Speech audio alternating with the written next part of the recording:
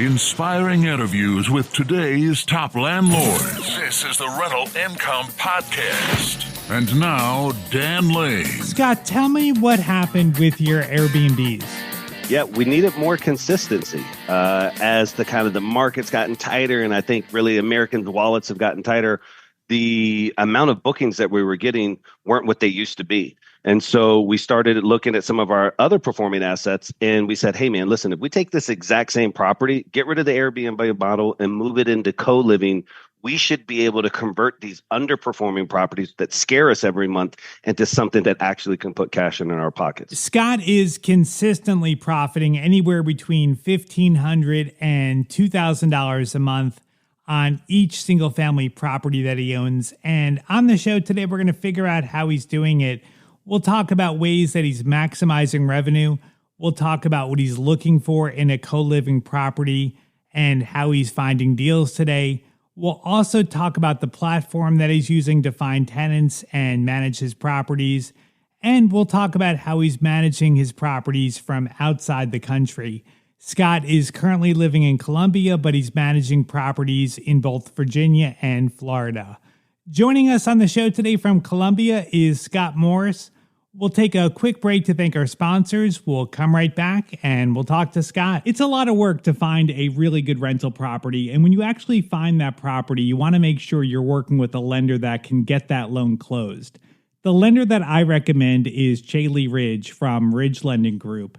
She's a nationwide lender, and her specialty is helping investors finance rental properties. She has a ton of loan programs, and she can find something customized to you for your situation.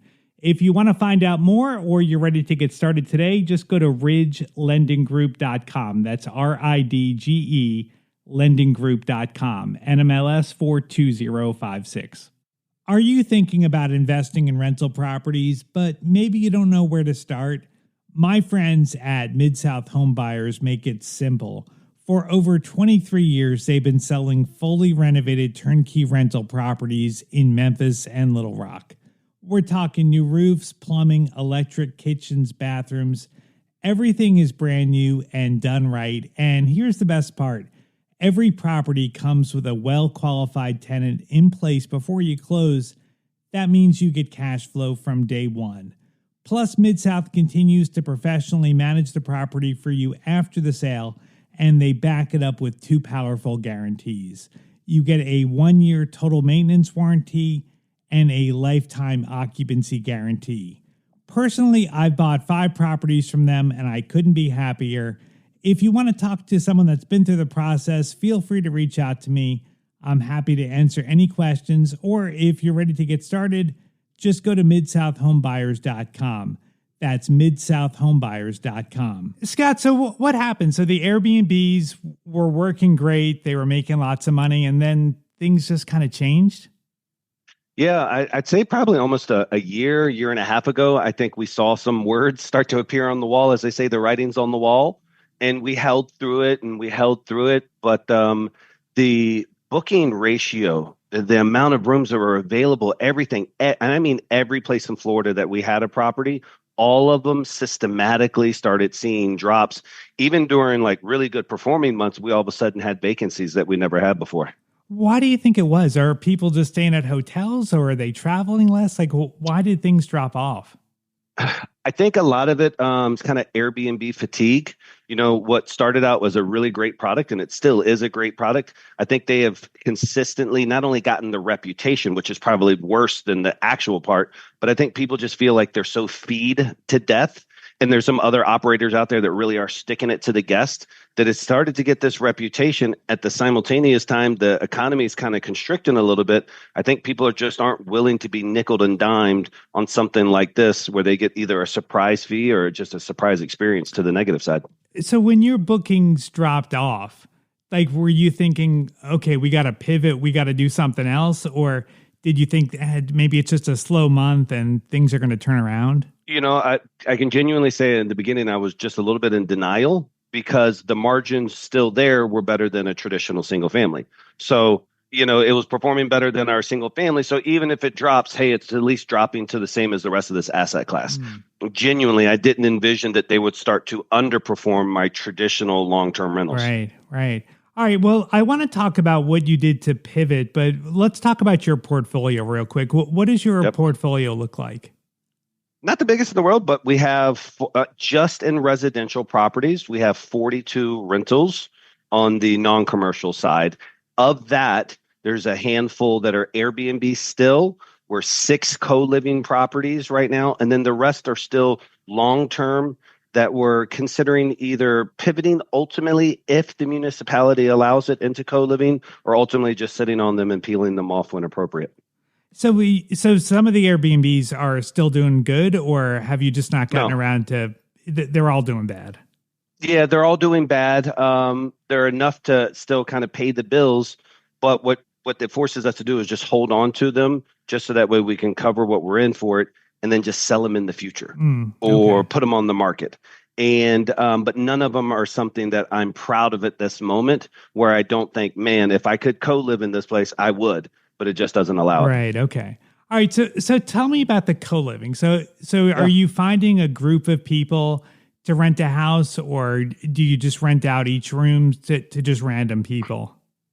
Yeah, it's definitely to random people, and it's super cool. Like, I didn't even know this concept. Like, I had heard of hostels and boarding houses and all these other verbiages before, but I never heard of like a true traditional co-living where I walk into the house and then there's a bit of a commons area, but I go to my room and there's a fingerprint little scanner on my room and only I can enter my room. And it's like, okay, cool. Because in this economy right now, we're seeing a lot of people who are just like, hey, I'm kind of not necessarily down on my luck, but I need a place where I can kind of recalibrate for a month or two, or maybe even just a week or two. It is what it is. And so that's how it works. It's literally like, you'll come in, you'll go choose one of our properties. We'll pre-screen you, put you through this really neat process to protect us and also protect our other valued guests. And then you get your room and you get the utmost privacy, and it's already furnished, and it's a good, safe, clean place for you to stay by the week. And so by the week, so are people literally like in and out constantly, or do people kind of get settled and stay for a while? I think it's one of those life preservers that once you have it on, you kind of almost get comfortable. Like, I know there's a lot of people that come into these thinking they're only going to be there for a week or two. And I think what I hope that we provide is such an economical value that it's like, okay, I'm paying this per month. Where else can I really get it? Yes, it's a small place, but this is a nice house. It's in a great part of town. And so I think they just get acclimated to it. And so we'll have people that are in there literally from the very first time that we open the doors to the public. And do you have to change the house? Because I imagine if you have an Airbnb and it's set up for a family or a group or something, there's like a certain look that you're going after, where when you're renting by the room, I imagine it's different. So do you have to reconfigure the houses? Definitely have to reconfigure the houses. The objective is not, and this may sound bad, but there's a really good reason why, is we don't really want a commons area. There really shouldn't be a congregation point. And so what would normally have been a living room, most times that's getting converted out. There's obviously washers and dryers, and there's a place to cook and a refrigerator, et cetera. But there's not this kind of like hangout area. And so you're conforming to maximize the square footage while also maximizing privacy and safety. And so I would just say is that, yes, we change the layout more than we improve the quality. For an Airbnb, you're putting, AstroTurf in the back, a little putt-putt, you're doing all these crazy things. You're having people paint murals in the rooms. You're not doing that with co-living. The thing is can I have a safe and private place amongst strangers? Wow. Okay. So there's no living room in the property. There's no dining room. Those become bedrooms? For the most part, yeah. Again, it's to limit the interactions, and it's really just to provide everybody the ultimate kind of safety. And everybody knows each other. And what's really cool about the platform that we do our co-living through is you actually get to leave ratings on your neighbors or, your housemates. And so and if you wanted to kind of complain about somebody, you could do it anonymously back through the app to me. And then I could, reach out to them and say, hey, listen, we've had some concerns about X, Y, or Z. Or if they're doing something bad, I get them out of there. And so it's really cool because it's almost like you're on a team of people inside of your house who are all vested to make sure it's a good experience. Because if you have a bad guy or a bad girl who's destroying the property or leaving a mess, then they're going to quickly report it to you because they don't want to live in that type of Right, situation. right. Is it a lot more work for you, like just constantly showing the property to people, dealing with maybe some of that drama? Is it just more work than an Airbnb? No, no, not at all. I No, no. think that people on vacation who haven't been to the beach in a long time. And yeah, I don't know. I think some vacationers are a rare breed. Some of them that they can be just as unique to deal with as somebody who's doing this because I think too we're helping people who need help. And when you need help, you're not quick to kind of bite the hand that's helping you. And so, no, I really would say it's not more work per se, and it's definitely more enjoyable. And for the bedrooms in the house, like getting rid of the living room, dining room, Yeah. like how many bedrooms are you putting in each property? So I have one that we just closed on Tuesday of last week, and it's a 3 bedroom, like 1,800 square feet or so. We'll be turning that into a 6 bedroom. One of them Wow. being a really small bedroom. The other five ultimately will be the bigger ones, and they'll have different price points, right? So like the one with the indoor shower, not a community shower, those two, because there's two with their own private showers, those we rent for more a week. The ones without, they have to Right. go to the community shower. It's different. So we just make sure again that there's always a really nice room and all the rest are kind of just like baseline because you will get a situation where somebody who needs weekly for a month or two, they're going to nursing school, a family member's sick and they're going to go visit them. They don't want to do the hotel experience, but they also want something a little bit nicer than acceptable. And so those we always keep one really good rock star room. What about zoning? Is that a problem?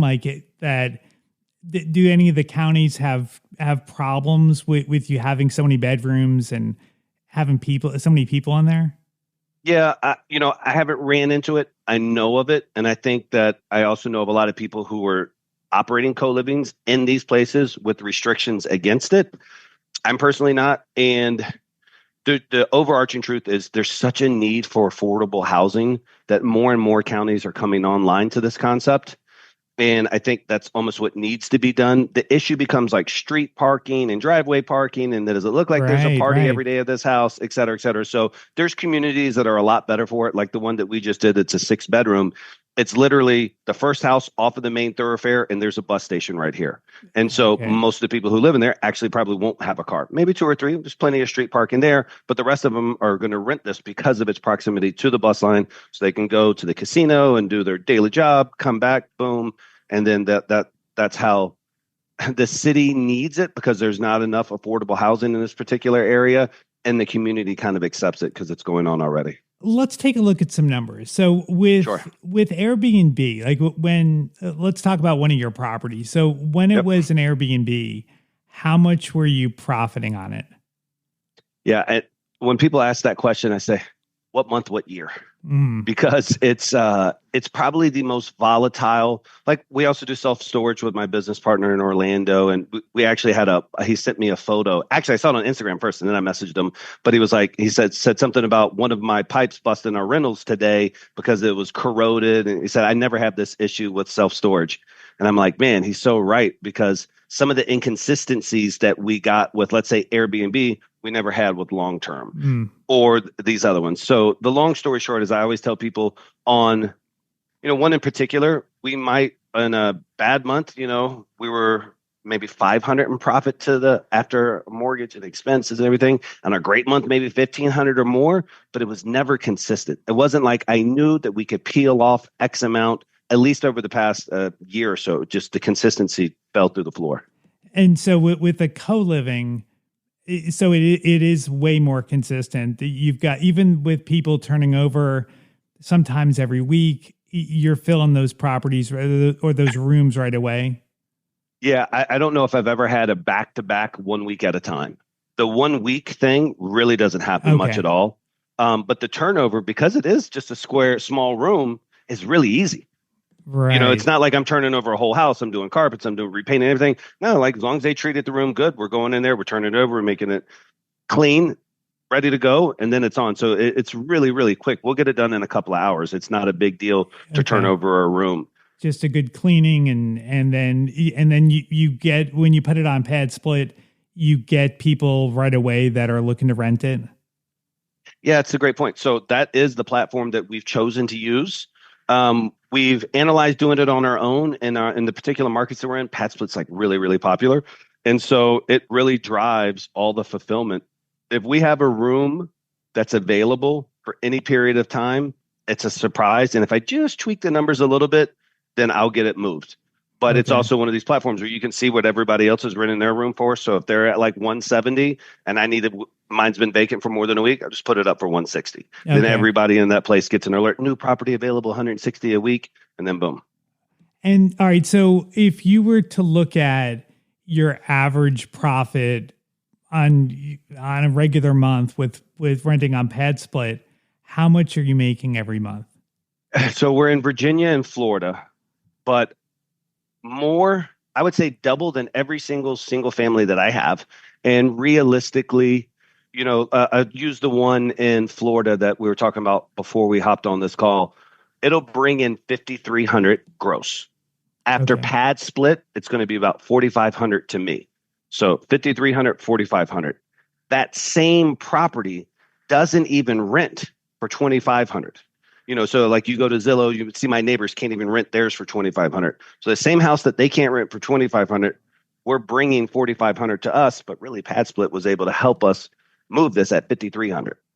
Okay, so all right, it's after you pay your mortgage and expenses, cleaning, whatever else, 1,500, 2,000, just depending. 1,500, 2,000. Okay, so you've got a consistent 1,500 to 2,000 versus an inconsistent 500 to 1,500. Yeah, and it's the inconsistency. It's the part that scares me the most, because, we're all going to have some type of repairs. There's always going to be something going on.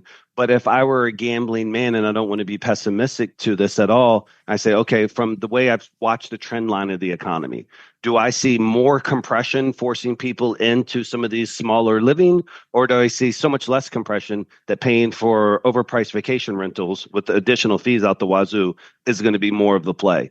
And so that's why I'm really pushing towards this co-living aspect. Yeah.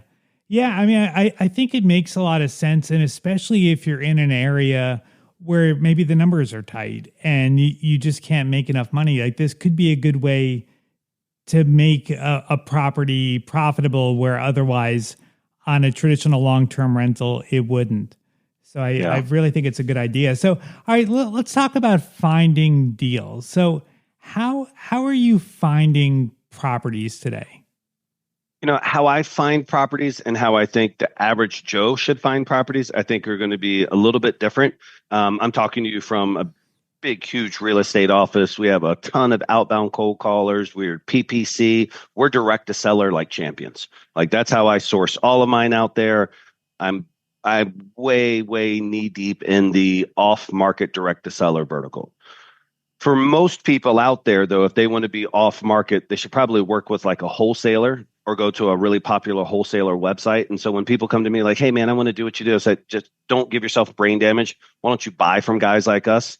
And then I always push them to a website called Investor Lift, Lift. And it's like the absolute best off-market wholesaler, if you will, but off-market depot of distressed properties that will be perfect for most of everybody's out there buy box. So where, like, what should somebody target? Like, so say someone wants to try to do some direct to seller deals. What's the best way to find some of those properties?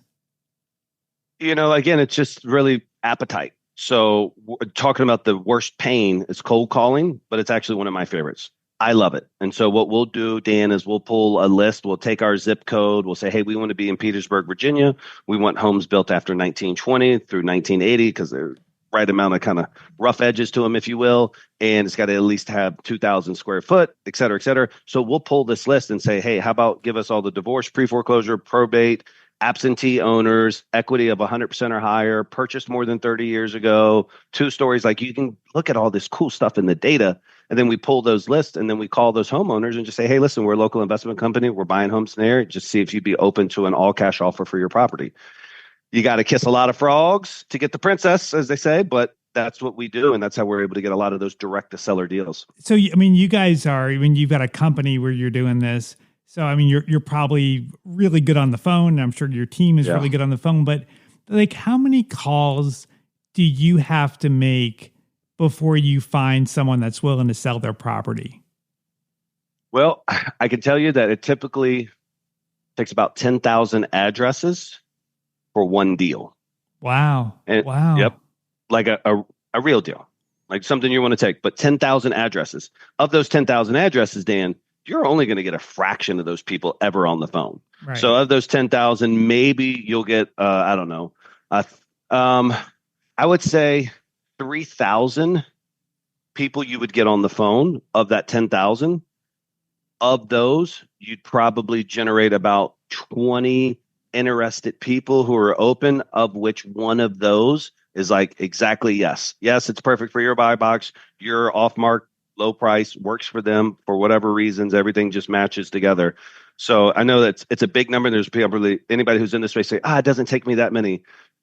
But I think if you just sat down and said, hey, here's 10,000 addresses, here's these phone numbers, I'm going to call these until I get through these. I promise you'll walk away with a deal that's like gorgeous. Yeah. Wow. That is a lot of calls.